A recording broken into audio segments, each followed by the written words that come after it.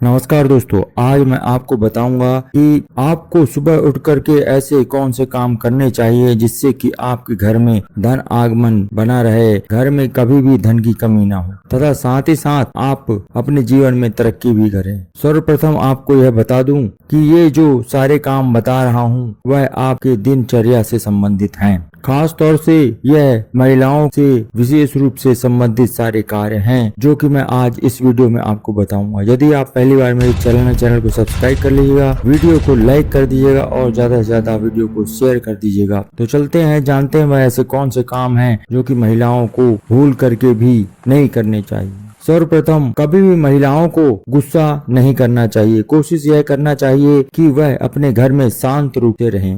वैसे भी कहा गया है कि जो गुस्सा होता है वह बहुत ही खराब होता है और यदि आप घर में गुस्सा करते हैं तो आपके घर में नकारात्मक ऊर्जा का प्रभाव ज्यादा बढ़ जाएगा, जिसके कारण आपके घर में तरह तरह की परेशानियां शुरू हो जाएंगी। घर में सकारात्मकता बनी रहे इसलिए आपको शांत रूप से रहना चाहिए, गुस्सा नहीं करना चाहिए। दूसरा, कभी भी महिलाओं को सूर्यास्त के बाद बालों में कंघी नहीं करना चाहिए। सूर्यास्त के बाद यदि महिलाएं कंघी करती हैं तो कहा जाता है कि उनके घर में धन की कमी होने लगती है। इसी कारण से उनको शाम को विशेष रूप से ध्यान रखें कि वह कंघी ना करें और हमेशा अपने बालों को बांध करके ही तभी सोएं। खुले बाल अगर आप सोएंगे तो आप अपने घर में परेशानी को दावत दे रहे हैं, ऐसा वास्तुशास्त्र में बताया गया है। वास्तुशास्त्र के अनुसार महिलाओं को अपने दिनचर्या में विशेष रूप से ध्यान रखना चाहिए, क्योंकि महिलाएं ही घर का, परिवार का, सभी का ध्यान रखती हैं तथा परिवार को सुचारू रूप से चलाने की जिम्मेदारी महिलाओं के ऊपर ही होती है। क्योंकि कहा गया है महिलाओं का मैनेजमेंट बहुत अच्छा होता है, इसीलिए ज्योतिष शास्त्र और वास्तुशास्त्र में महिलाओं को ही परिवार की जिम्मेदारी दी जाती है। तीसरा, महिलाएं जब भी घर में खाना बनाएं तो खाने को सबसे पहले भगवान को भोग लगाना चाहिए। इससे यह कहा गया है कि भगवान अगर संतुष्ट होंगे तभी आपके घर परिवार सुखी रह सकता है। वैसे भी अगर व्यवहारिक रूप में देखा जाए तो अगर आप खाना जो घर में बनाते हैं उससे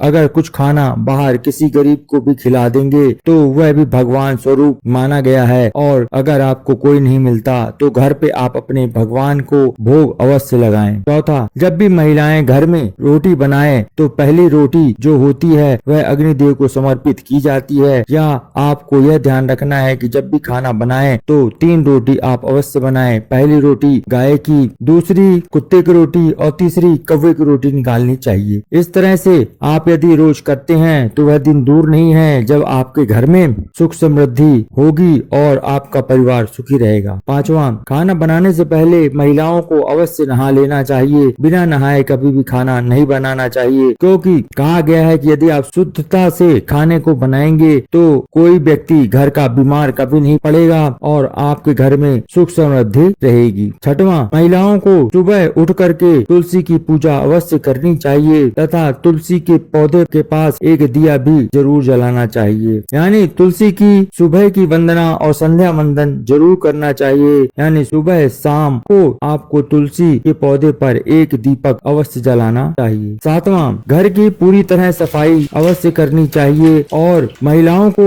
चाहिए कि सुबह जब वह घर की पूरी सफाई कर लें तो उसके बाद वो स्नान अवश्य करें और स्नान करके ही फिर खाना बनाने के लिए रसोई में जाएं। आठवां, महिलाओं को प्रतिदिन मुख्य द्वार की सफाई पानी से अवश्य करना चाहिए और हफ्ते में एक बार उनको पानी में गंगा जल और कच्चा दूध मिला करके अपने मुख्य द्वार की सफाई अवश्य करनी चाहिए। इससे उनके घर में धन की देवी माँ लक्ष्मी की कृपा सदा बनी रहती है। और नौवां, विशेष रूप से महिलाओं को यह ध्यान रखना चाहिए कि घर में हमेशा साफ सफाई अवश्य रहे। यानी पूरे घर की साफ सफाई का आपको ध्यान रखना ही चाहिए। यदि आपके घर में साफ सफाई रहेगी तो आपके घर में किसी भी तरह की बैक्टीरिया व कोई जीव जंतु घर में नहीं रहेगा जो आपको नुकसान पहुंचा सके। इससे आपके घर में सकारात्मक ऊर्जा का प्रभाव होता है और यदि महिलाएं अपने घर की सफाई स्वयं करती हैं तो इससे घर में सकारात्मक ऊर्जा का प्रभाव ज्यादा बढ़ता है और नकारात्मक ऊर्जा कम होती है। इस तरह की बातें वास्तुशास्त्र में बताई गई हैं, जो कि आपके जीवन को सुचारू रूप से चलाने में मदद करती हैं। साथ ही साथ आपके घर में सुख समृद्धि आती है, परिवार भी सुखी रहता है। ये सब बातें वास्तुशास्त्र में बताई गई हैं। यदि ये सारी बातें आपको अच्छी लगी हैं तो